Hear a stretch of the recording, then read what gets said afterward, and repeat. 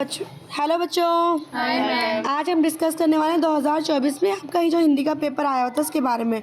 आपको पता है आपका पेपर होता है 70 मार्क्स का, 70 नंबर का होता है। 30 नंबर आपको स्कूल में से मिलते हैं और जो 70 में से 20 नंबर हैं वो आपके आएंगे MCQ यानी कि बहुविकल्पीय प्रश्न, और 50 नंबर आएंगे आपके लिखने वाले। समझ में आया? तो 20 नंबर के जो आएंगे ना आपको फटाफट टिक मार करना आ जाएगा। अब देखो बहुविकल्पीय प्रश्न स्टार्ट हो गए। क्वेश्चन नंबर 1 ये हो गया, 2 हो गया, 3 हो गया, 4 हो गया। अब कोई रचना ये पूछ रखा है आचार्य रामचंद्र शुक्ल क्या है, तो ये गद्यांश और पद्यांश का जो इतिहास होता है कि कौन क्या था, किसने कौन सी किताब लिखी, कहाँ से लिखी, 10 सवाल आपको यहाँ से यहाँ तक मिल गए। समझ में आया? देखो फिर आगे आपके स्थाई, देखो भाव पढ़ा निर्वेद। निर्वेद स्थाई भाव है, किसका है? हास्य रस का है, करुण रस का है, शांत रस का है, अद्भुत रस का है। कौन से रस में से निर्वेद निकलता है, सुकून मिलता है? तो मैंने आपको बताया था इसमें क्या होता है, शांत रस। क्या होता है? शांत रस। चलिए अब देखो अलंकार में से पीपर पात सरिस मन डोला। पीपर के पत्ते के समान जो हमारा मन है वो डोल जाता है, तो इसमें से कौन सा अलंकार है? तो श्लेष, उपमा, उत्प्रेक्ष, रूपक। जब आपने अलंकार पढ़ रखे होंगे ना और कोई भी लाइन आ जाएगी आपको उसको ट्रिक बता दी जाएगी, आप उसे कर लोगे। आप रोला छंद में कुल कितने चरण होते हैं? 4 होते हैं, 5 होते हैं, 6 होते हैं। हो गया। उपसर्ग का एक क्वेश्चन आ गया। आगमन, बताओ आगमन में कौन सा उपसर्ग है? कौन गमन वर्ड होगा था, गमन के आगे क्या लगा हुआ है? आ। तो बच्चों वी तो लग नहीं सकता, अक नहीं लग सकता, मान नहीं लग सकता, आ। तो ऑप्शन हम डी पे टिक कर दिया, हो गया सही। बताओ समझ में आ रहा है क्या? Yes, अब आपका आगे ये भलाई। भलाई में प्रत्यय, भलाई में क्या जुड़ रहा है पीछे? तो वर्ड भला, भला में तो जुड़ी, भला तो वर्ड ही होगा। भलाई, बताओ किसकी? भलाई ई, आई नहीं, क्योंकि भला वर्ड होता है। अगर हमने कह दिया आई जुड़ रहा तो भल वर्ड में तो आई जुड़ नहीं सकता, तो इसमें बच्चों क्या हो जाएगा? आई तो नहीं होगा, भलाई। जो चीज़ आवाज़ अलग लगती है ना वही हमारा पीछे वाला प्रत्यय है, और अगर अलग आगे से अलग लगेगा तो हो जाएगा उपसर्ग। समझ में आया?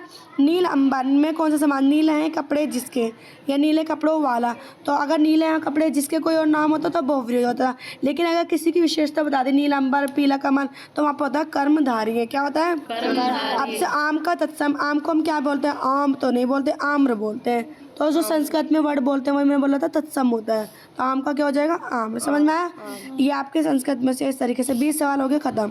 अब आपको एक गद्यांश दे देगा, ऐसे एक पद दे दिया, ठीक है, और आपको दे देगा उसमें से सवाल, या फिर दे देगा ये करो या ये करो। तो सबसे पहले बच्चों आपको सवाल पढ़ने हैं, 3 सवाल दे रखे, पढ़ लो। अब इस पे जाओ, उपयुक्त गद्यांश का संदर्भ लिखिए। जब आप ये लाइन पढ़ लोगे, संदर्भ मतलब ये कहाँ से लिया गया है, इसके लेखक कौन है और इसे किस पाठ का नाम क्या है, ये लिखना होता है। प्रस्तुत पाठ हमारी पाठ्य पुस्तक हिंदी के हैं, कौन से?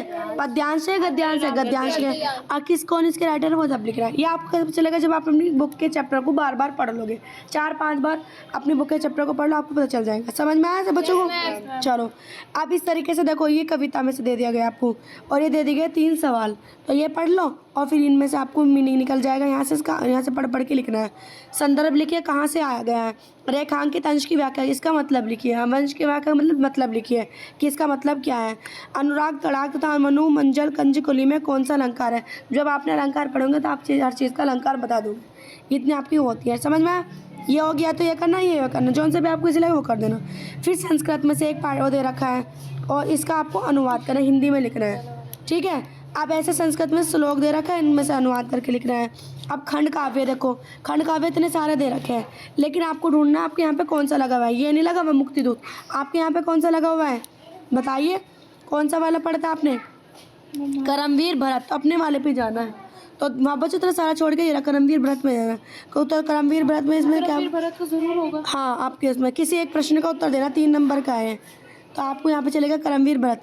भरत का चरित्र चित्रण, ये तो जरूर याद करना है। या करमवीर भरत खंड काव्य के आगमन सर्ग, सर्ग का मतलब है एपिसोड, इसमें आगमन नाम का एक एपिसोड है, उसके बारे में लिखियो। समझ में आया? तो आपको ये करना होता है। Is it clear to you? Yes ma'am. समझ में आया बच्चों को? Yes ma'am. चलिए, एक प्रश्न का उत्तर देना है किसी भी एक का, ये आपको 3 नंबर मिलेंगे इसके। फिर देखो 1, 2, 3 दे दे लेखक, और उनमें से आपको लिखनी है जीवन परिचय और एक प्रमुख रचना का उद्देश्य, यानी कि उनकी रचना में क्या क्या आ गया है। तो 3 नंबर तो आपके जीवन परिचय के, 2 नंबर रचना के मिल गए। कितने नंबर की होगी? 5, कोई भी एक है ना, तो हमेशा 3 याद करके जाओगे, कोई ना कोई पेपर में मिल जाएगी। समझ में आया? अब ऐसे क्या दे दी, कवियों में से दे दी, तो ये ऐसे ऐसे करने आपको, ठीक है। अब देखो कोई एक श्लोक लिखो जो इस प्रश्न पत्र में ना आया हो, तो आपको यहाँ पे 2 श्लोक दे रखे हैं संस्कृत के, ये दे रखे हैं ना 2, इनके अलावा जो तीसरा मैंने आपको बोला 3 याद कर लियो। जब आप 3 याद कर लेंगे तो आपको आसानी रहेगी। समझ में आया बच्चों? चलो अब यहाँ देखो, ये हो गया आपका।